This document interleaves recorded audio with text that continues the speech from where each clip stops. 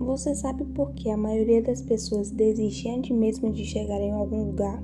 Não é porque elas são incapazes, nem por falta de oportunidade no mundo. O problema é muito mais simples do que você imagina e, ao mesmo tempo, mais cruel. A vida não tem a estética que a gente imaginou. A gente cresce achando que o sucesso vai parecer um filme com trilha sonora no fundo, uma cena de superação e alguém dizendo no final: "Eu sempre soube que você conseguiria." Todo mundo ama romantizar o resultado. A foto com carro novo, o print do faturamento mensal, o corpo transformado, a liberdade que parece tão distante.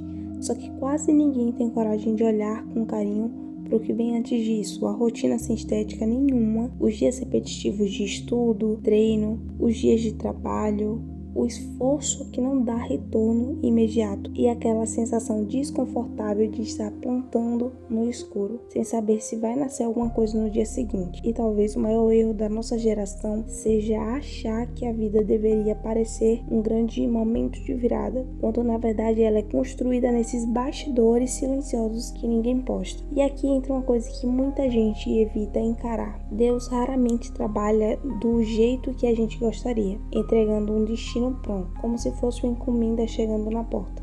Na maioria das vezes, pelo contrário, ele te chama para caminhar, e caminhar significa aceitar que existe um percurso, existe tempo, existe amadurecimento e existe espera. O processo não é uma interrupção da promessa, ele é exatamente o lugar onde você é moldado para sustentar aquilo que está pedindo. O Mark Manson tem uma frase que parece meio dura, mas é uma das coisas mais honestas que alguém poderia dizer. A vida envolve sofrimento, e o que muda tudo é escolher pelo que vale a pena sofrer, porque no fim das contas ninguém passa ileso.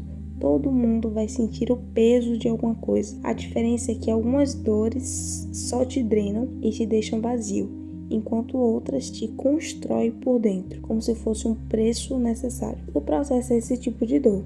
Ele é invisível, ninguém aplaude, ninguém percebe, mas ele sempre aparece na conta de qualquer vida que realmente vale a pena viver. Esses dias eu estava assistindo um filme muito massa, porque ele retrata exatamente isso que a gente está falando. O nome do filme é Interestelar, e nele o protagonista passa anos no espaço, longe de quem ele ama e longe da própria vida, sem nenhuma certeza de que aquilo tudo vai valer a pena. E mesmo assim, ele continuou.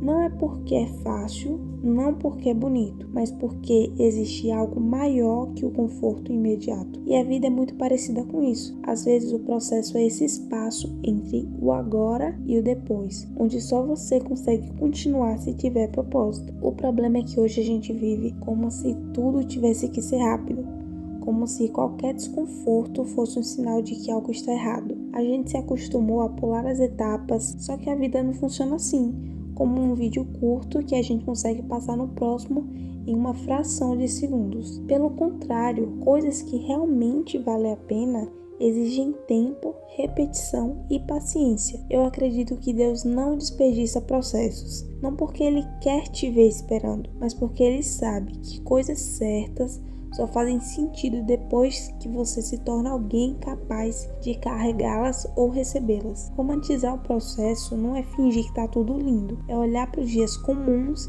e perceber que eles têm significado, é entender que aquele esforço que ninguém viu, aquela disciplina sem plateia, aquela fase que parece lenta e invisível, tudo isso está construindo algo em você antes mesmo de construir algo para você. Talvez a pergunta não seja quando vai acontecer. Talvez a pergunta deva ser quem eu estou me tornando enquanto isso não acontece. Então, talvez romantizar o processo seja exatamente isso. Parar de tratar os dias comuns como se fossem perda de tempo e começar a enxergar que é justamente neles que a sua vida está sendo construída. E se você está vivendo uma fase que parece lenta, meio invisível, talvez isso não seja um atraso. Talvez seja só o capítulo que ninguém vê, mas vai fazer total diferença no final. Para você entender melhor, vamos imaginar que existem duas pessoas de sucesso. Uma delas nasceu herdeira, não precisou trabalhar muito e só continuou a empresa da família. A segunda delas Era uma pessoa que nasceu em uma família pobre, em situação precária, estudou, trabalhou e depois de muito tempo ralando, construiu o seu patrimônio, conseguiu uma riqueza e fez a diferença na vida da sua família e de outras pessoas também. A pergunta que eu faço é: qual dessas histórias você assistiu um filme?